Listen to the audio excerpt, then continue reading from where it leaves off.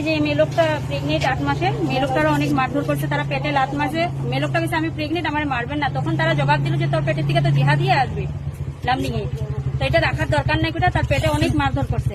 তারপরে এই যে উনি আসছিল, উনিরও মাথাত মারছে। তারা বলছে যে কাউরে এরকম স্পট করবে যেটা দেখা যায় না। জুনাবের যে হাতটা ভেঙে দিছে,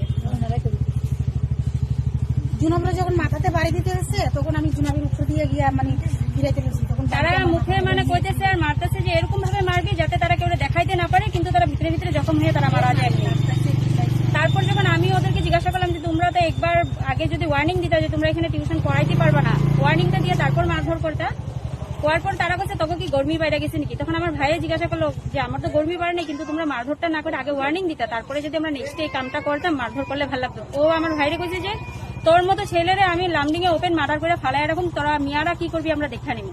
যখন আমি ভাইরে ধরে মারতে গেল, তারা পুলিশ আসছিল সামনে গাড়িতে করে নিয়ে, পুলিশ গাড়িতে, তখন ভাইরে ওরা ঘেটিতে ধরছে মারতে, তখন আমি মধ্যে গেলাম। মধ্যে যাওয়ার পর ভাইরে আমি ছুটানোর পর আমি ওরে ধাক্কা দিলাম যে তোমরা কেন মারধর করতেছো, এখন তো পুলিশ আছে, তোমাকে অসুবিধা কি? কয় আমগো অসুবিধা তোরা মিয়া লামডিং এ থাকতে পারবি না। তখন আমি ওদেরকে বললাম যে তোমরা লামডিং এ সাইনবোর্ড লাগাই দাও যাতে লামডিং এ মিয়া থাকতে না পারি, আইনের প্রশাসনের তোমরা ব্যবস্থা নাও, লামডিং দিয়ে মিয়া খেদাতে তোমরা তো এরকম মারধর করে মিয়া খেদাইতে পারবে না।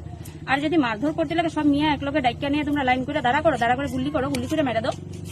তখন তারা বলছে এগুলো সব ব্যবস্থা মাত্র শুরু হয়ে হয়েছে, তখন টেলার দেখাইতেছি, ব্যবস্থা তো হতো এই করে তারা পুলিশ শুরু করে।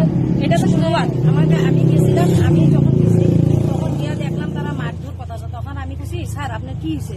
স্যারে বললো কি সে আমরা এখানে কি করা হয়? আমি বলছি দেখেন স্যার এখানে বাচ্চা দুইটা পড়ানি হয়, আমাদের মাদ্রাসা পড়া, স্কুল নেই স্কুলে পড়াইতে পারো না নাকি? আমি বলছি না স্যার স্কুলে তো পড়ায়, আমাদের বাচ্চাগুলো সব বিষয় কই স্কুলে পড়ায়? আমি বলছি হ্যাঁ আমাদের বাচ্চাগুলা বিয়ে পর্যন্ত পড়ছে, বিশ্বাসও করেন। আমি যে আপনারা কি বিশ্বাস করবো? আপনার জিজ্ঞাসা করেন, আপনার আমরা মাস্টার রাখছি, একটা বাচ্চার পিছনে 2-3টা মাস্টারে পড়াইতেছে মাস্টারে, কয় না এটা হইতে পারে না, মাদ্রাসা পড়া কি লিখে পড়াও তোমরা? আমি বলছি দেখেন আমরা তো নমাজ পড়তে লাগে, আমাদের নমাজ পড়বার জন্য আমরা 2-3টা মানে সূরা কালাম শিখেতেই লাগে না, মানে না হেরে ওদের চশমালাটা কোনো কিছু বললো না। ওরা ছোট বাচ্চাগুলা ছেলেগুলা আমার হাত ধরে টাইম না পুরা আমার এখানে পুরো একদম ফালাই, যে এখানে আটু শত পুরো একদম ইসে করে দিছে, মানে কইতেই চান্স দিল। আমি আপনার নামটা কি? হাসিনা বেগম।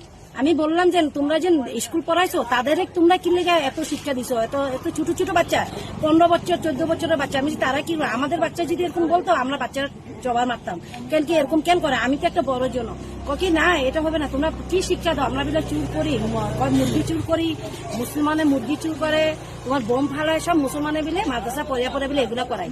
তখন আমি বলছি মাদ্রাসা পড়ে যদি এরকম হয় তা আমাদের বাচ্চাগুলো আজকে তো একটা হাত দিয়ে কেউ মারতেছে না পিটতেছে না, তোমাদের বাচ্চাগুলো তো এত শিক্ষা দরকার, তোমাদের বাচ্চাগুলো কি লেগে এরকম শিখাইছো? দেখো তো তোমার সব তো বাচ্চা পোলাবে নেই এগুলা যেন এরকম করতেছে।